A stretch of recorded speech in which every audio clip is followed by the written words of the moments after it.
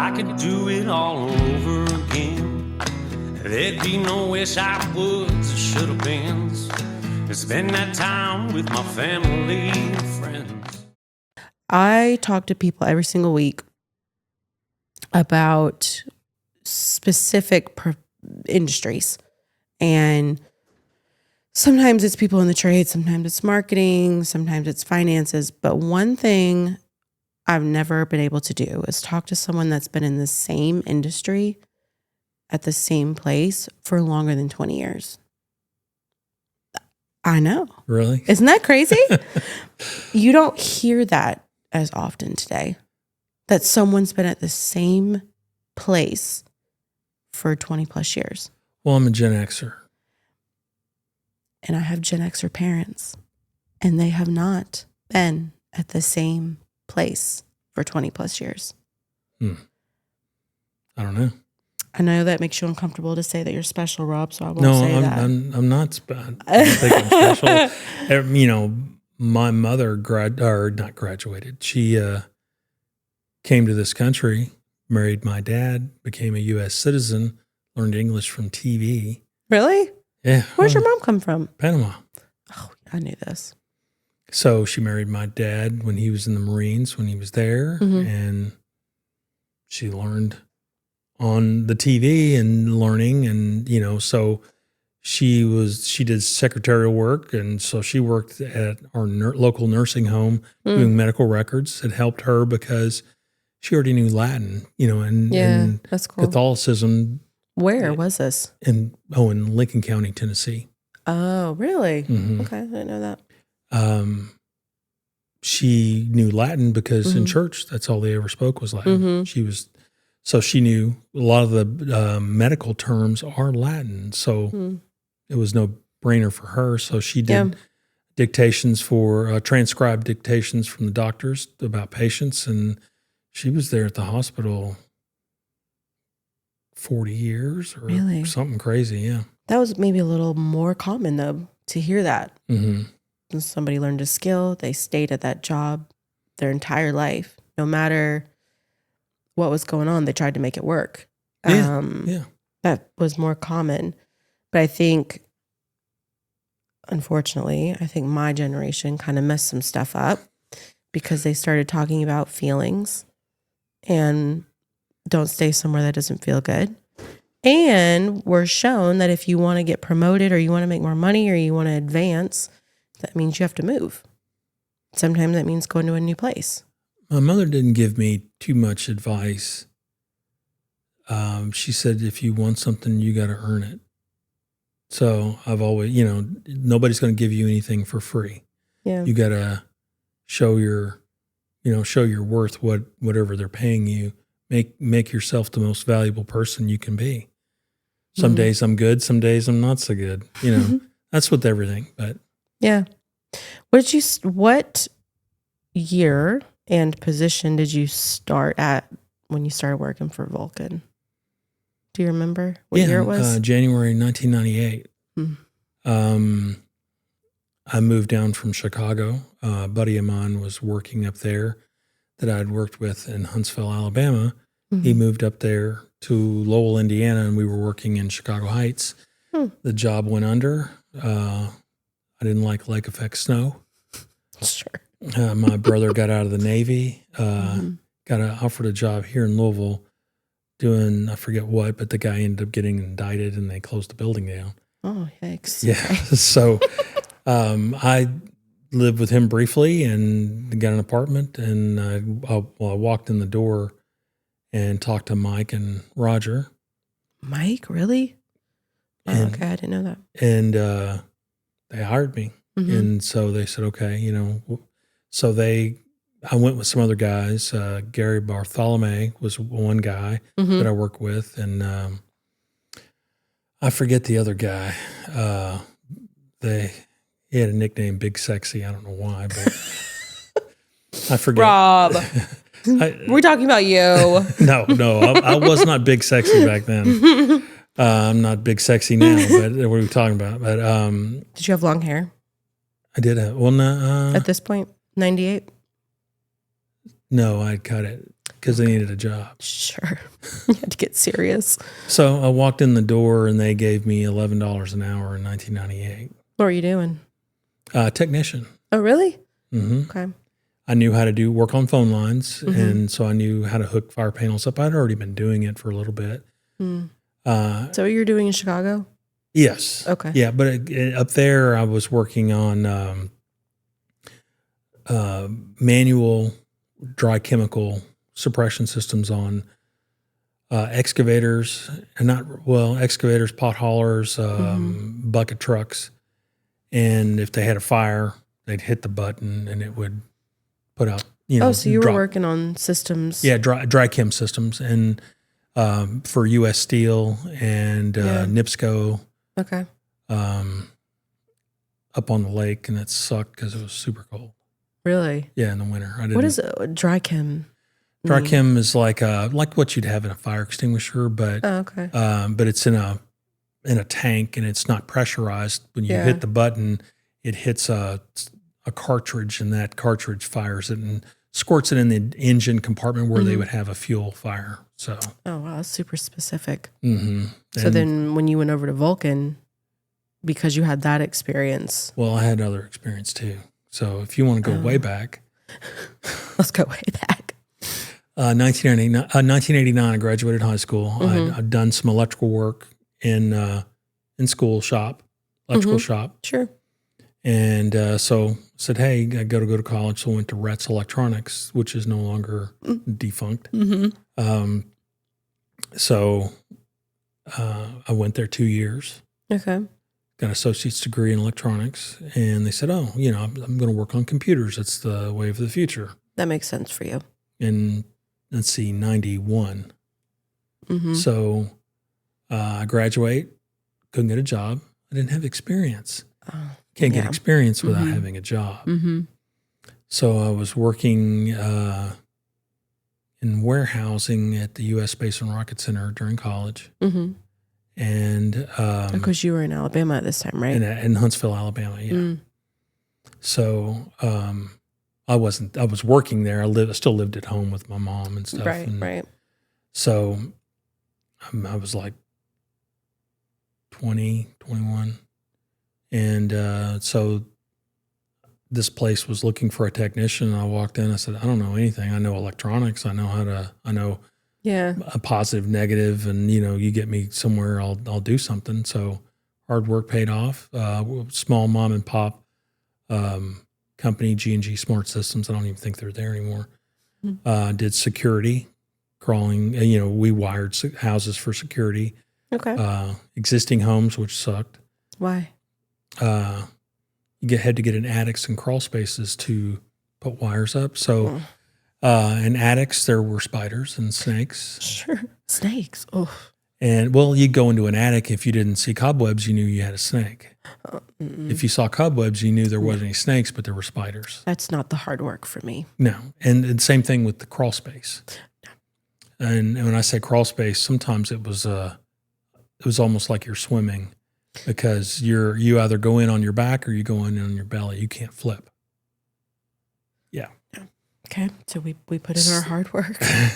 So after a year and a half or so of that, my buddy went to work for Corson, doing fire alarm work. Are they still around? That sounds really familiar. Corson? Oh yeah. They're based out of Indianapolis. Okay. They're They're here in Louisville. Okay. They had a pretty good footprint, southeast United States, so they get around. So the friend was working for them? Yeah, so he said, hey, you want to come work for us? Because he was kind of running their... He was in. They was kind of running the department because he knew, because he was my boss there at the thing. So I went over there and they showed me how to cut and thread pipe, black iron pipe, which we use here for clean agent systems. And so I went on and doing alarm work. I knew how to wire up security panels, access control, cameras, stuff. So I knew that. So then when I went to Chicago, it was kind of like the same thing. Yeah. You've been there, done that. You can do it here now. Yeah. Well, in between Alabama and Chicago, I took a break for about a year. And what were you doing? Playing music? Trying to. I said, okay, make or break, Yeah. do or die. And Gave herself a year. yeah, and that was it. I failed miserably because it's not so much me as the people around me. They weren't making the right decisions, and it didn't work. But you're a good boy. Hmm? You were a good boy. I was good. Drums? Yes. Yeah. And so that was that. You're like, nope, I actually need to pay bills. Yeah, I got to pay bills. So, yeah. So went back, and then we started. That was over with. So then I went to Chicago. My buddy called me, same buddy, said, hey, I've got a spot up here if you want to come. So I did. Then that failed, not because of me, because of the company. And then I came down here and they hired me. So I had skill. So I'd already been testing suppression systems and. Oh, so you had some. Yeah. I didn't walk in the stuff. door not knowing. They didn't Completely train. green. Right. I wasn't green. Yeah. But I wasn't exactly up to what they were doing. Here, there's a lot of stuff going on. You have to have a lot of hats, and you gotta, you don't know what you're walking into till you walk into it. How did you hear about the job? I didn't. I walked in the door. I said, okay, hey. What? Like you didn't know if they were hiring, you just walked in? I walked in. I went to Fesco, which was another company, and said, hey, I've got a skill. I can work on fire suppression systems. What do you got? Oh, take this test. I took the test. I said, here you go. And then I went into Vulcan, and, I talked to him a minute and sat down and talked to Mike. And he said, okay, when can you start? I said, that's tomorrow. Because I'm not working right now. I'm looking for something. He's like, okay. So I think I started that Monday or whatever, but it was in January. And then I said, how's this? Does it snow much here? Because I just came back from the land of Chicago. Snow. Yeah. Yeah. So he said, yeah, not much. And then like a week or two later, we had 2 foot of snow. So surprise, place was closed. So yeah. But moving forward, I did a lot. And I said, well, they're going to know if I can do something or not. Sure, and you can't. I mean, how long can you lie? Yeah. Oh, yeah. No, I mean, I can say all I want, but. Yeah, you have to show up. So you just walked in, you got the job. You had experience before. What was the company like in 98?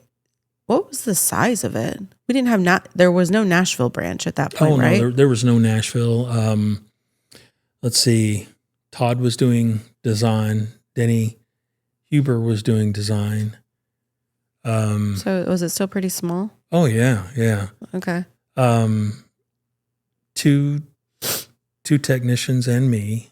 So it's 3 technicians doing service inspection and install. And we had both? Yeah. So whatever, we'd send an install guy running conduit and we'd install it. We'd figure it out, get it put in according to the print as best we can. And I'd test it. Did it work? Yeah. Boom. Done. We had 3 guys maybe in the install crew. And we had another guy who was a firefighter that did black iron pipe. And then he had moved on, and we had Dane doing some black iron pipe. And then, Dane and Troy? Mm-hmm. Wow. Okay. So yeah. They have been around a long time. Yeah. Well, I mean, Dane knew Roger back from the Corson days when Roger worked at Corson. Okay. Doing, Roger did, I think he did sprinkler design, from best of my knowledge. But okay. Gosh, that's right? Yeah. Okay. So it's still pretty small. So you stay there, obviously, for several years, and you eventually start making some moves in position. No. You just stayed. Well, I saw people coming and going, coming and going. What made you stay? Well, Roger and Sherry are good people. The owners? Yes. I mean, and I Todd. know that. And Todd. But at that point, he wasn't No, Todd was still back in Jonathan's office now. Oh, really? Yeah. He was drawing and going. He did some black iron pipe, and if we needed an extra hand, he'd, go He whatever. was in it? Yeah. Okay. And so you were just hanging out. But why didn't you seek out I mean, you worked there through some pretty crazy times in history. Well, yeah, the about internet boom. There was a company called ITC Deltacom that came to Louisville. They were building data centers. You know, the internet's the next biggest thing. So we did work for them in Louisville, and then they loved everybody in Louisville, and they took us to South Carolina, North Carolina, Florida, Alabama, Georgia, Really? Texas. So we did Louisiana. We did everything. Any So y'all building. went on tour. Yeah, I mean, we would show up, and electricians would do our piping and pull our wire. We would finish it up and test it and certify. And I mean, you know, I can't tell you how many trips I made. Yeah. And there's sometimes we just got in the truck and one day we came in and said, "Hey, we need you to go to Austin, Texas." Said, Were you married to Tracy at No. this point? Okay. No, I was married, or had a girlfriend, and then that was before her. So Oh, well, there's no life before Tracy, right? So I'm not trying to Yeah. like insinuate there is. no, well, just- I mean, you know, I did some stuff like a lot of traveling. I still, you know, I've done a lot of traveling. Yeah, you still travel. I'm sure it's not as much as you used to, and you're No, probably no. grateful for that. But your Right. position's different. Yeah, now, I mean, you know, but back then, you know, we just did. Oh, you want us to go cut pipe and do whatever? Okay, you know, We'll go. But it wasn't a negotiation. Yeah. I mean, you know, just go. it's your job. It's you very know, different now, but yeah. it shouldn't be, but it's not a negotiation. It's you know, hey, this is the job. You know, everything's encompassed. You have to be, but at the end, well, let me back up. At the end of the day, we get a job. Vulcan is responsible to put it in, Sure. make sure it's proper code wise. All the I's are dotted and all the T's are crossed. And it doesn't matter who does it as long as it gets done. Yeah. But how do I want to put it? The expectation is we're a team. We go and do this. You know, it's not a negotiation. It's not we're not making deals. We're here to work. Yeah. If you're not part of the work crew, then go. You know, we've had those guys that, Yeah. I'm ready, but then Let's do it. yeah, and then well, you know, this is kind of hard, and I can't. I don't like being out of town that much. Right. Well, I don't like being out of town either. I but heard that Nashville's getting higher per diem. The amount of times I've heard that. Well, with Nashville, I was telling you earlier, Nashville had a TV station called the TNN, the Nashville Network. Well, it became, they sold it off. It was Spike TV, and I don't even know what Court TV. Spike TV. Gosh, I haven't heard that in forever. Yeah. They bought them. You know, the Nashville Network, I mean, they had all the country acts, and they had, we put a suppression system in their data center. Cool. There's a company, Knology, in Knoxville. We did systems there. We did a Verizon in Nashville, and we had a nice little run. I knew that. The Verizon. We had we'd spend a week in Tennessee doing work. And now we have the branch there. That's what kind of kicked off the branch because The amount of work there. in that and Roger was able to partner up with people in the industry, sprinkler guys, much like what we do here. Yeah. We partnered up with sprinkler guys, and they get the suppression contract. Suppression contract is not just water; it's clean agent. So that's where our niche was. We weren't doing sprinkler; we were doing alarms. And they're like, "Oh, well, we'll call these guys. We don't want to deal with it." Yeah. We And can partner with people to get the job done. Yeah. Like Brown Sprinkler, The same. Is that Landmark? Landmark used to be like that before they were bought. Sorry. They're an API company now, so Okay. all that stuff went away. They try to do it in house, but in house means they got to bring some guy from West Virginia to do their stuff. Okay. Which I mean, it's all the same company, I guess. I don't know how that works, but If it's not the same, no, you know. What do you think some of the biggest differences are when you say like, oh, there was no negotiation when you were a service tech and you were told go to Austin, Texas, you just did it. Yeah. I mean, you'd say, hey, I got to go. Okay, got to Like, go. here I go. Let me go do this.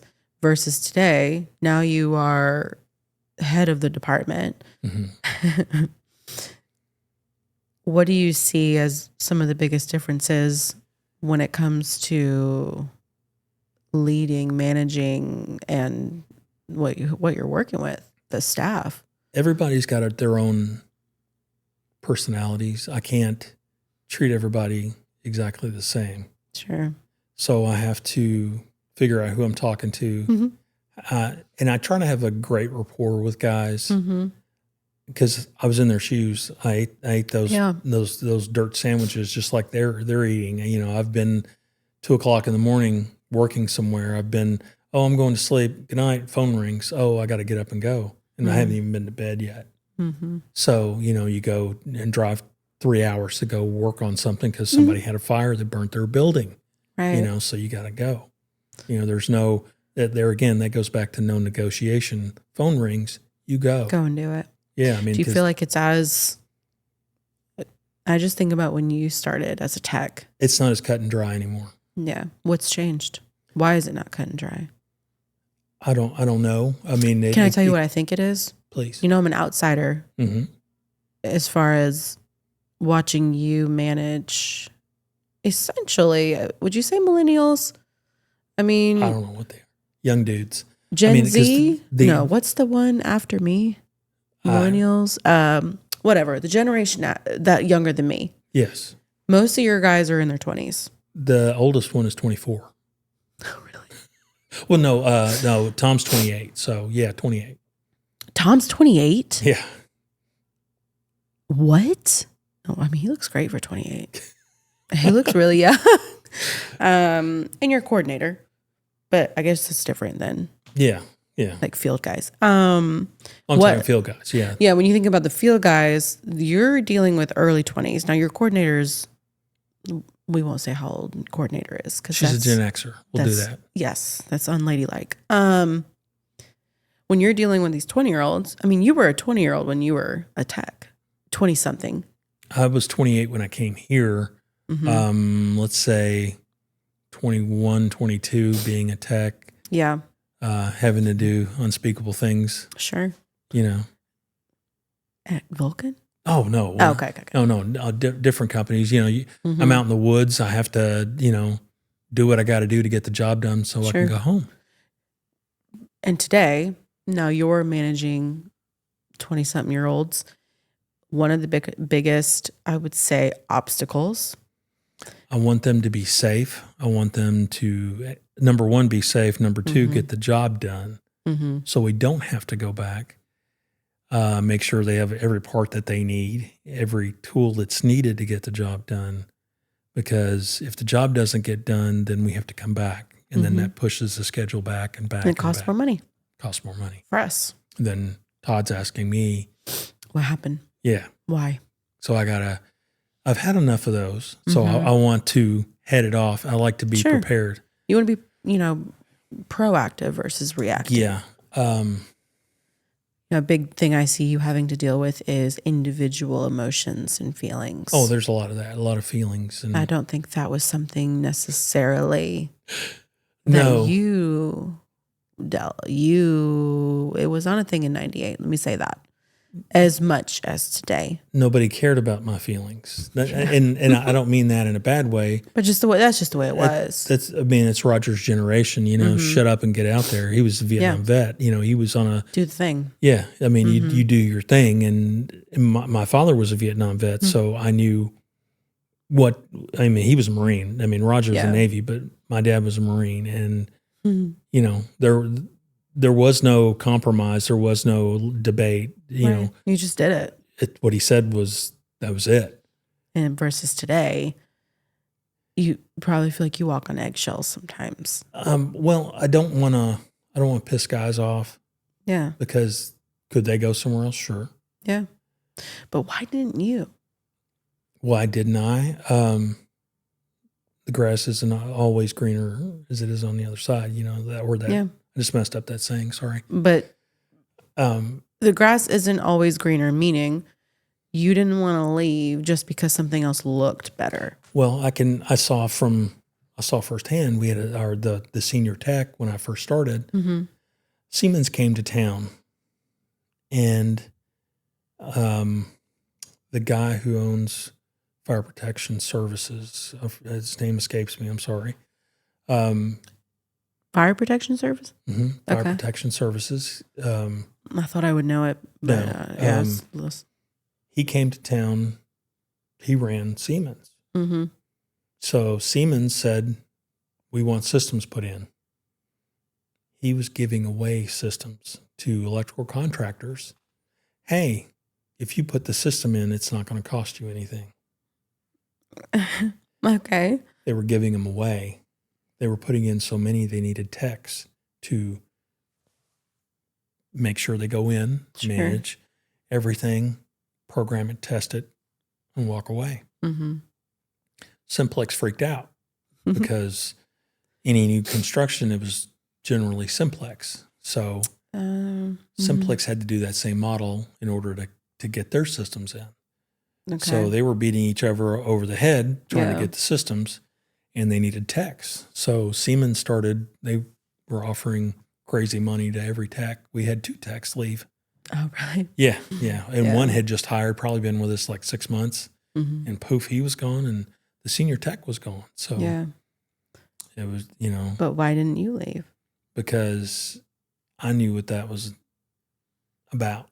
Mm-hmm. I'd already, worked for Corson. Like, you call it a corporate company, but what made Vulcan seem like, I'm going to put my money on this? They're a family-owned company. Mm-hmm. If I had an issue, I could walk in there and talk to Roger. Roger had an open door policy.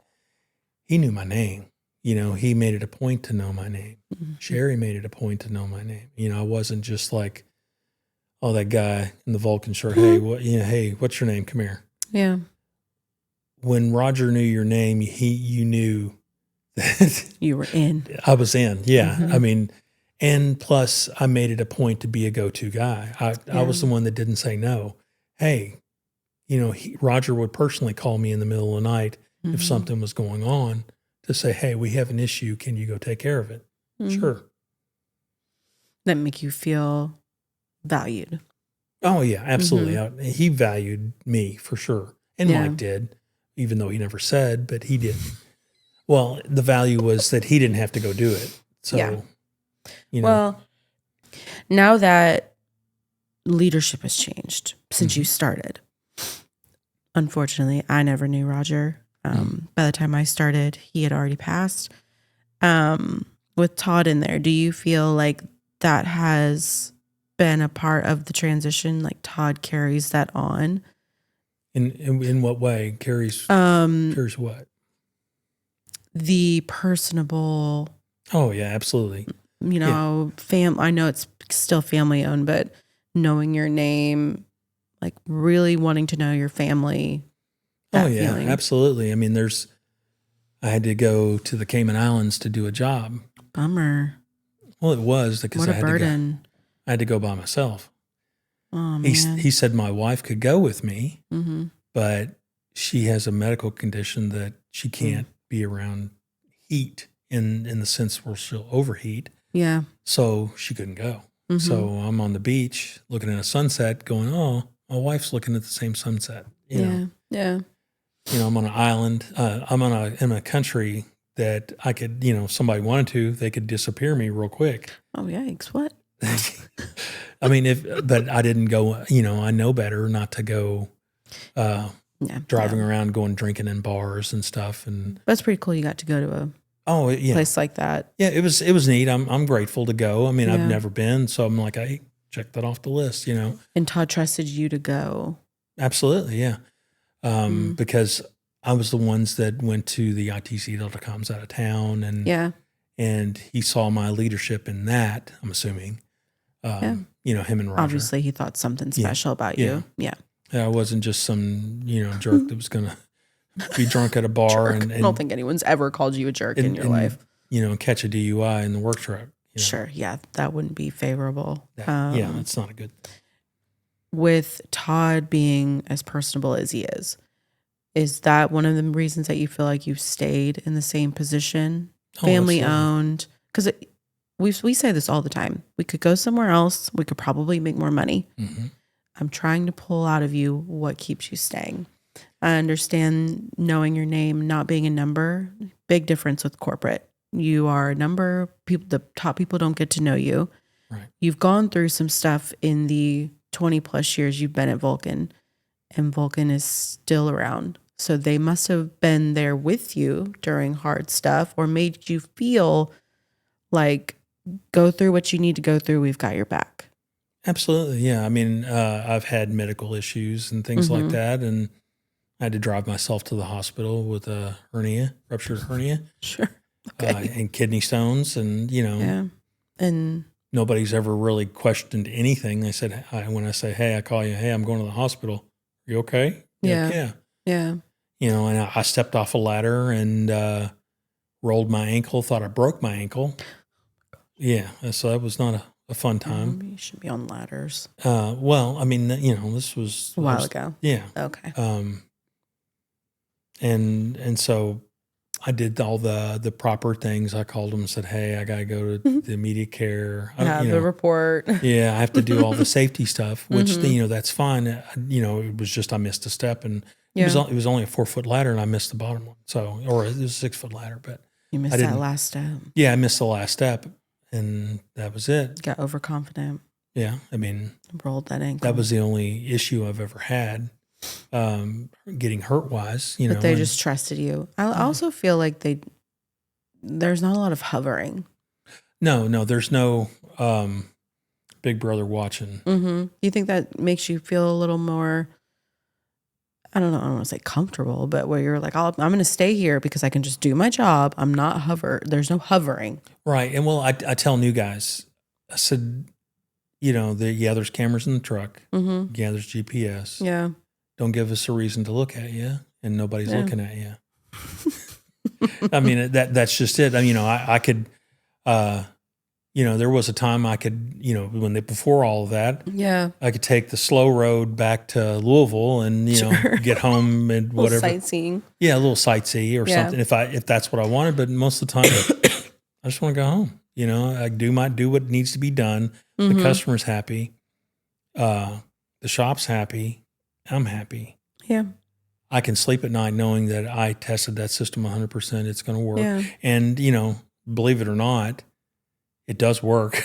Yeah. We don't want it to work sometimes, but every year somebody's going to pull that pull station or smoke something, I've always wanted to do that. Oh yeah. Yeah. We've, a lot of our competitors have done that for us. Of course, when we were talking about them, they'd have a new guy pulling pull stations at the LG&E tower downtown. Wait, someone else is hired to do it? Well, they're hired to pull stations for the fire alarm. What does that mean? They pull the pull station because you push in, pull down. It's a dual action pull station. And they were going around testing pull stations in the building for fire alarm. Love to do that. Well, it's fun. Okay. I imagine so. But they go into a space that says fire protection system clean agent. And they go into there and go, hey, here's a pull station. It's clearly written clean agent, not fire. Clean agent, pull, boom. System gets set off. And okay. I don't want to do that. No, not those type.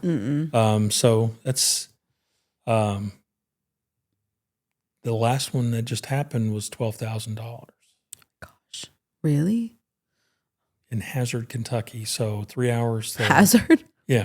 That's Kentucky State Police Post. And is it 90 to 95% of the fire systems in the state of Kentucky were put in by Vulcan Fire Systems? That's awesome. Because Roger's got, Roger he built the perfect plan. Yeah. Yeah. He got in with all the sprinkler contractors who got the bids. He got in on the bid process of speccing fire systems to be the system that you put in for the engineers. So, and if he's, Vulcan is the FIKE distributor for the state of Kentucky for higher end suppression systems. One of our competitors puts in the entry level one, and so we're in. So it's kind of like it's a lock. Yeah. So they come up, boom, we put it in. I mean, you'd be surprised where the Louisville Science Center downtown, the suppression system, Norton's downtown suppression system, Jewish Hospital, U of L Hospital, Baptist, Clarksville, Clarksville Hospital, I should say. Tell me about when you were asked to step into a manager position. What changed? Well, What happened? I wasn't really asked. Okay. I guess everybody knew but me. Okay. And they said, okay, Mike's going to retire. Who's going to take his place? That's right. And I guess I was the logical choice because I was basically doing it anyway because Mike was kind of fading back. He had Getting ready to retire. He had that issue with him and Roger, so he was doing his own thing. It's like divorced parents. Yeah. Not that my parents were ever divorced, but they weren't. But you imagine that's what it'd be like. Yeah, and that's what it was. You know, and so at 5 o'clock, you couldn't get a hold of him. He basically turned his phone off. So I had to be responsible to do that because who else was doing it? Nobody. And I didn't want that to fall. I didn't want Vulcan to be the victim of not answering a phone call, not answering a customer, them going somewhere else. So you were there. I had to be. I mean, nobody else was doing it. So then people just started saying, Rob's the manager. And then more people just said it. And then when people were like, Rob, you're the manager, right? You had heard it so many times. You were like, oh, yeah, maybe I am. I think I was brainwashed. It wasn't quite like that. No, I mean, Mike was still doing it. And then they, I guess, collectively, Roger and Todd and Jonathan was here at that time. Here? Mm-hmm. He had come up and he was doing kind of what Mike was doing out in the shop. He was running the guys and Mike was kind of more on the service side. Okay. And so Jonathan was kind of running the guys and doing things. And so they said, okay, Roger and Todd and Jonathan and Mike kind of got together and said, okay, well, who are we going to do it? And then it was decided on me. And then they said, okay, hey, you're going to be. Congratulations. You have no choice. You're the manager. Yeah. They kind of said, here. And I'm like, okay. Take it. Okay. So I started running the guys, and Donnie was Regazia. Yeah, he was one of our guys. And in service? Service inspection. Okay. And he was really good. He did everything that needed to be done. It didn't matter what time of day or night. He would go. Eric would go. Do the thing. Oh, Eric. Forgot about him. Yeah. Did Vulcan have a lot of Christmas parties and parties back then? No. So that's probably something it's new. It's newer. Within the last 10 years. Yes. Christmas parties, celebrations, recognition. No. That's me. 20 years ago, would you feel like someone would have put your face on a Pokemon card? No. Maurice Jones wanted to do some things like that. And he recognized me for 20 years. Was he around that long? No. Oh, okay. So I said he was younger, I thought. Yeah, no, he came and he was designer. Okay. And then he But left. he had the idea that maybe we should. Well, he was kind of running the show at that point. Sure, okay. Or a major player in that. The office management part. Right. Yeah, okay. And he said, okay, well, I want to recognize Rob for 20 years. And it was nice. For your 20 years. Yeah. I see. And they got me a winter jacket. And I was like, oh, that's cool. Hey. Yeah. It's better than get back to work, And you kind of picked up that torch of it's important to recognize employees for hard work. Yeah. I want to make employees feel like they matter, that they're not just, the dude in that truck 13 or truck 12 or whatever. No, every guy matters. Every guy, I know my dudes, in my department, I know they got girlfriends. Do they own a house? All of them? Yes. Okay. Yeah.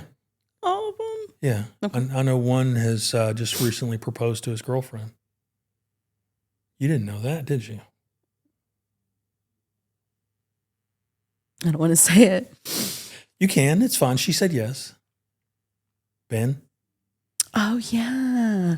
I knew he was thinking about it. Yeah. That's exciting. Of course she said yes. Ben's a sweetheart. Well, he talked to me and he said, hey, I need to, because we were going to have him on a job. And he goes, hey, I need to take that day off.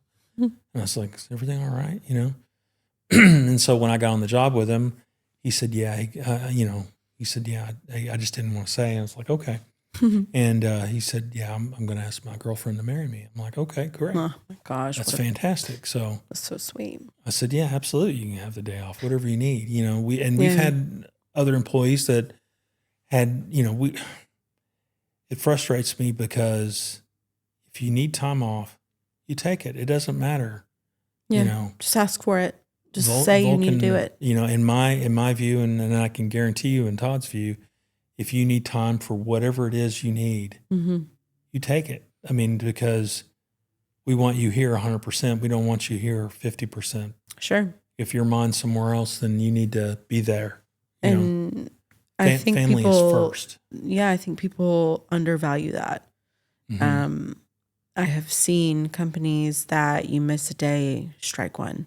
Oh, yeah. Even if you're like, I'm sorry, I have to do it, strike one.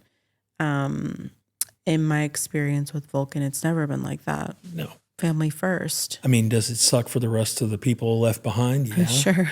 You have to figure it out. But.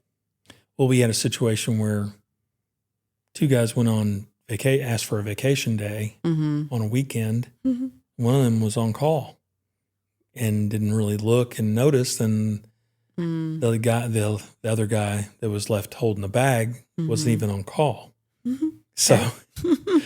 So I brought it to the attention of everybody, and from now on, until we get our bench deep enough, two people can't be on vacation on the same day, or that same week. To be aware of what other people are doing, and that's because we don't want to leave the one guy holding the bag who wasn't even on call, and it was just a bad situation, but we got through it. But you learned, and it wasn't like I was mad at anybody or anything.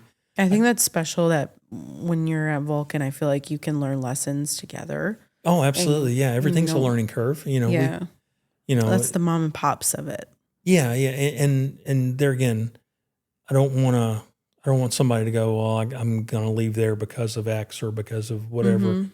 If you feel like you need to move on and you feel like that's going to be better for your family and for you, then by all means. Then that's what works for you. But Vulcan has a lot of longtime employees, and that's very special.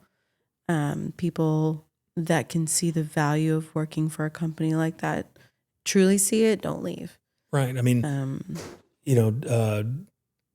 Roger and Todd and Sherry have invested in me. They, I'm nice at level 3 in fire alarm, nice at level 2 in suppression. I've got my Ohio State license for fire alarm and suppression, my West Virginia license for suppression. They wanted to keep. And then Kentucky fire alarm, whatever certifications I need or I feel I need. Yeah. Go for it, whatever.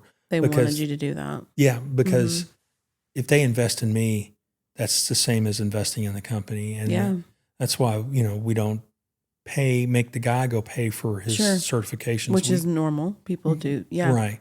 We pay. That's really special. I know we're going to be having some social media and situations for Vulcan soon. Just to clarify, does Vulcan do, I know the answer to this, but I want you to say it. Does Vulcan do residential or commercial? We do commercial and industrial. What are some good kind of contacts or referrals for Vulcan? Work we've done?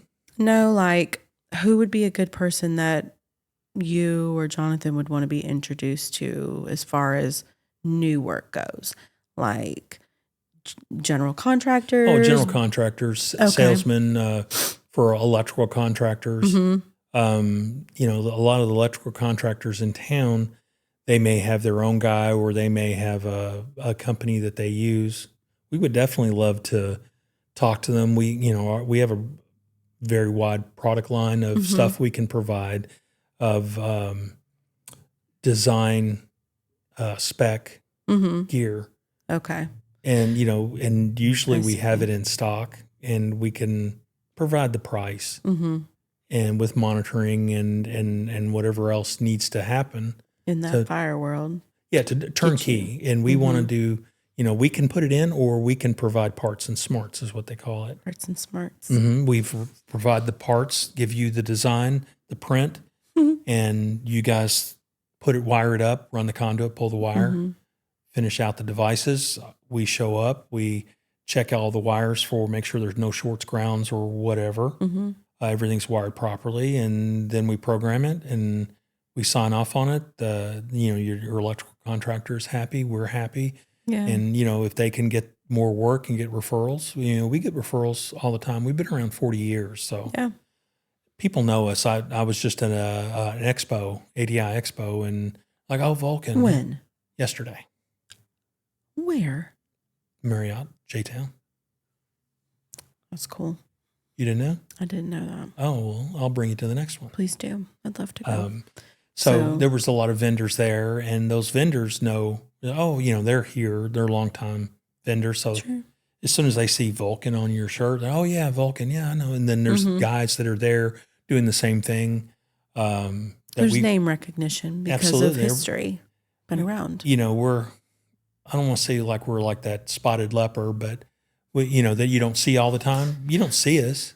No, because we're not. But the stuff that Vulcan's doing is not obvious until it's needed. Right. I mean, we're my wife would say, "Oh, we don't need any more data centers," and I go, "Well, then the data center is Meta, or it's Facebook, that's Instagram, that's everybody. I want a data center." Because that's work for me, but I want it to be environmentally. The environmental impact is minimal. Right. Hey, get your own water. How do we figure this out? And power. Yeah, let's figure it out. But I told her, I said, how many data centers are in Louisville alone? Right. It's just not a new thing. I've been in a majority of them. We have data centers. Yeah, there's data centers that you don't even know about. Yeah, they're here. And Louisville has the best water. Oh, absolutely. It has not. Do you know why? I did learn. Oh, no. Because of one of the historians you told me I should get on here. I was watching some of that. Yes. About the water? Yeah, I didn't hear limestone? the whole story. So it's the limestone. Yeah, so it's under the Ohio River, which is the most disgusting body of water. Yeah, that's what she said. It's so toxic from Pittsburgh to the Mississippi. You did listen. Yeah, absolutely. That's exciting. But that brings us back to the land of bourbon, which we are. But I'm going to tell you about my hometown, Lincoln County, Fayetteville, Tennessee. At one point, through history, where Jack Daniels is made in Moore County, used to be Lincoln County. Oh, really? Used to be in the county. Okay. And the method they make Jack Daniels is called the Lincoln County method. That's cool. Charcoal mellowing through, they get the water through the limestone. Same process. Interesting. Limestone's got some kind of magic. Yeah, that makes things better when it comes out of it. But Moore County broke away from Lincoln County, and it's a dry county. Oh, they went the opposite way. Yeah, you can't buy. They don't have liquor stores or anything there. Interesting. But you can buy Jack Daniels, I think, at the distillery, but not. You can come to Louisville and get Jack. Yeah. I mean, Brown Foreman. That's who owns Jack Daniels. Yeah. Oh, I didn't know that. Should have had you on here to talk about history. And we can talk about stuff. Believe it or not, you have made it an hour. What? Can you believe that? No. You're a hero. Perfect timing. You ready to get out of here? We can. Yeah. Is that all? We're good. Is that all you wanted to ask? Yeah. Did I kill it? I pulled out. You crushed it. Rob, I have never been so proud of a guest as I feel right now. What about your historian guest? Yeah, they were okay. You? She was Rob. Which one? Roberto is the best guest that I've ever had on the show. No. I just made eye contact with the whole audience. No. I did. Really? I speak no lies. Rob, you did great. You killed it. You crushed it.